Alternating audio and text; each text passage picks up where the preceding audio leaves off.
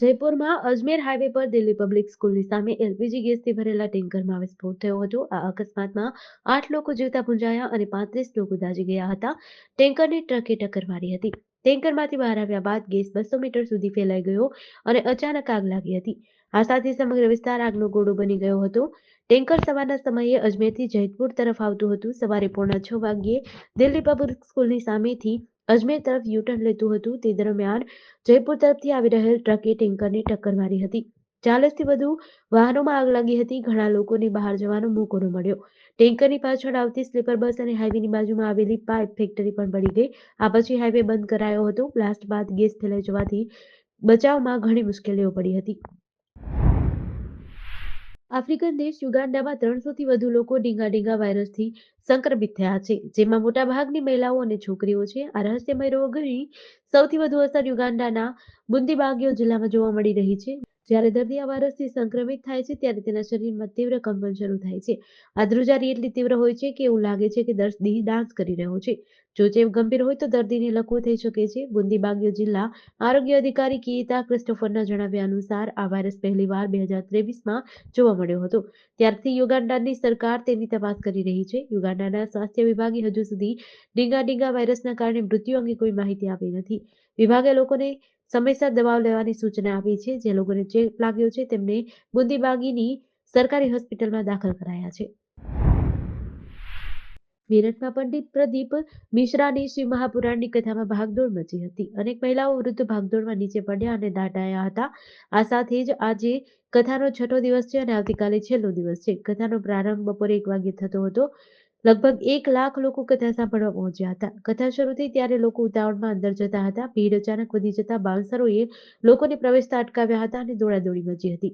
શતાબ્દી નગરમાં ચાલી રહેલી આ કથામાં દરરોજ 1.5 લાખ લોકો આવતા હતા. કથા દરમિયાન અનેક વીવીઆઈપી પણ મેરઠ પહોંચી રહ્યા છે.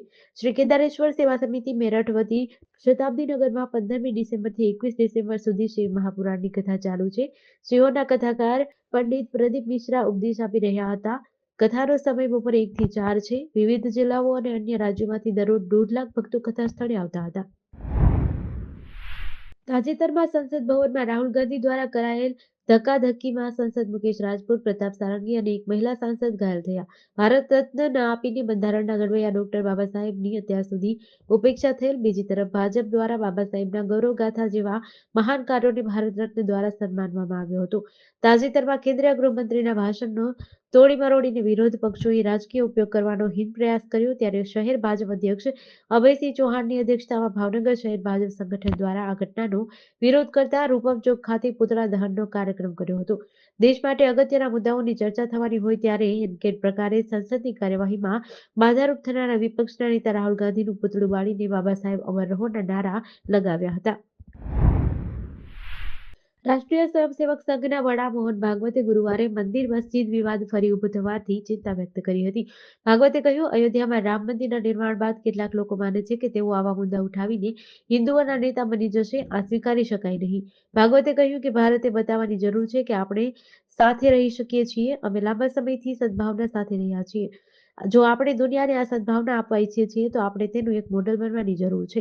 ભાગવતે પુણેમાં સહજીવન વ્યાખ્યાન શ્રેણીમાં ભારત વિશ્વગુરુ પર પ્રવચન આપતા આ વાતો કહી હતી. કોઈ ચોક્કસ સ્થળનું નામ લીધા વગર તેણે કહ્યું, દરરોજ એક નવો મામલો ઉભો થઈ રહ્યો છે. આને કેવી રીતે મંજૂરી આપી શકાય? તાજેતરના સમયમાં મંદિરો શોધવા માટે મસ્જિદોના સર્વેક્ષણની અનેક માંગણીઓ કોર્ટમાં પહોંચે છે. જોકે ભાગવતે પોતાના લેક્ચરમાં કોઈનું નામ લીધું ન હતું. ભારતીય સમાજની વિવિધતાને ઉજાગર કરતા ભાગવતે કહ્યું, રામકૃષ્ણ મિશનમાં નાતાલની ઉજવણી કરવામાં આવે છે. આ ફક્ત આપણે જ કરી શકીએ છીએ કારણ કે આપણે હિન્દુ છીએ. મોરબી જિલ્લાના જુદા જુદા વિસ્તારોમાં ક્લિનિક અને દવાખાનાઓમાં તપાસ કરીને પોલીસ બોગસ ડોક્ટરોને પકડી રહી છે. ત્યારે ટંકારા તાલુકામાંથી 1 અને હળવદ તાલુકામાંથી 1 નહીં, 2 નહીં પરંતુ 5 બોગસ ડોક્ટરો ઝડપાયા છે. ગઈકાલે પણ મોરબી શહેર અને તાલુકામાંથી 3 બોગસ ડોક્ટર ઝડપાયા હતા. આમ છેલ્લા 2 દિવસમાં મોરબી જિલ્લામાંથી કુલ 9 બોગસ ડોક્ટર ઝડપાયા છે. હાલમાં બોગસ મેડિકલ ડિગ્રી ધરાવતા નકલી ડોક્ટરને શોધી કાઢવા કવાયત ચાલી રહી છે. પોલીસ સ્ટાફની અલગ અલગ ટીમ બનાવી તપાસ કરતા સામે આવ્યું કે હળવદ તાલુકામાં અલગ અલગ ગામડામાં ડોક્ટરનું ગુજરાત સરકાર માન્ય લાયસન્સ કે ડિગ્રી ધરાવ્યા વગર પોતાનું પ્રાઇવેટ ક્લિનિક ખોલી એલોપેથી દવા આપીને લોકોના આરોગ્ય સાથે ચેડા થઈ રહ્યા હતા. કોઈ ડિગ્રી નહીં હોવા છતાં બીમાર દર્દીઓને એલોપેથી દવા આપી ખોટી રીતે સારવાર કરાતી હતી, જેથી હાલમાં પોલીસે એક બે નહીં એકસાથે તાલુકામાંથી 5 બોગસ ડોક્ટરને ઝડપી લીધા છે. સોશિયલ મીડિયા પર એક વિડીયો વાયરલ થયો છે, જેમાં એક મહિલા બસમાં એક પુરુષને થપ્પડ મારતી જોવા મળી રહી છે. આ મહિલા શા માટે આ પુરુષ પર થપ્પડ વરસાવી રહી છે તેનું કારણ જાણીને તમે પણ આ મહિલાના વખાણ કરતા રોકી શકશો નહીં. હકીકતમાં થયું એવું કે આ મહિલા પુણેમાં બસમાં મુસાફરી કરતી હતી. તે દરમિયાન એક વ્યક્તિએ આ મહિલાની છેડતી કરી. મહિલાએ તરત જ તેની છેડતીનો જવાબ આપ્યો અને આરોપી વ્યક્તિને બસમાં પકડી લીધો અને તેને સતત થપ્પડ મારી. તે મહિલાએ આરોપીને એક પછી એક 25 થપ્પડો મારી. મીડિયા રિપોર્ટ્સ અનુસાર આરોપી દ્વારા છેડતી કરનાર મહિલા પુણેની એક સ્કૂલમાં ટીચર તરીકે કામ કરે છે. તેની હિંમતની હવે ખૂબ પ્રશંસા થઈ રહી છે. આજે જ્યારે સમાજમાં મહિલાઓ સામેના ગુનાઓ સતત વધી રહ્યા છે, ત્યારે તેમની હિંમત એક પ્રેરણા સ્વરૂપ બની રહી છે. ગાંધીનગરમાં છેલ્લા 3-4 મહિનાથી દૂષિત પાણીની લીધે પાણીજન્ય રોગચાળો વકર્યો છે. દૂષિત પાણીના કારણે 25થી વધુ દર્દીઓ શંકાસ્પદ કમળાની ઝપેટમાં આવી ગયા હતા. જે પૈકી 6 દર્દીઓની તબિયત વધુ ન થતા તેમને ચંદ્રાલા નજીકના આરોગ્ય કેન્દ્ર ખાતે સારવાર અર્થે ખસેડાયા હતા.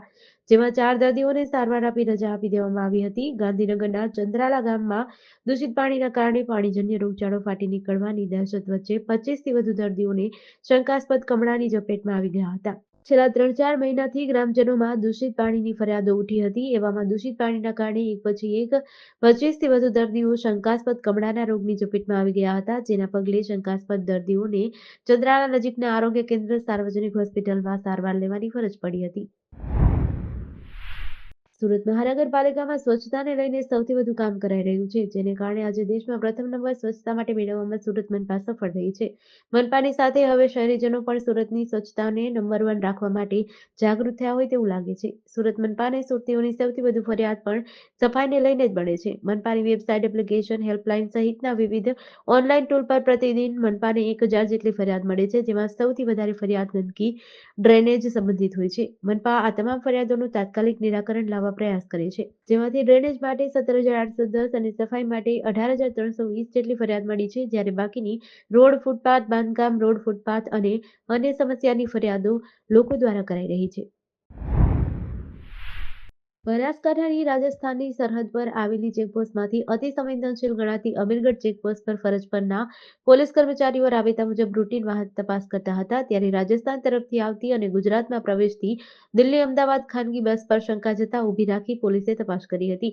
જેમાં એક મુસાફર પાસે કોઈ શંકાસ્પદ પાર્સલ જણાતા પોલીસે તેને વધુ ઝીણવટભરી તપાસ કરતા યુવક પાસે ચરસ નશીલો પદાર્થ મળ્યો હતો, જેમાંથી બસમાંથી યુવકને નીચે ઉતારી પકડાયેલ ચરસને પોલીસે કબજામાં લઈ ચરસ સાથે ઝડપાયેલા ઈસમની પૂછપરછ કરી હતી. પોલીસે પકડાયેલા ચરસ 870 ગ્રામ, જેની કિંમત ₹1,30,500 તેમજ મોબાઈલ, રોકડ રકમ સહિતનો મુદ્દામાલ કબજે કરી વધુ તપાસ હાથ ધરી છે.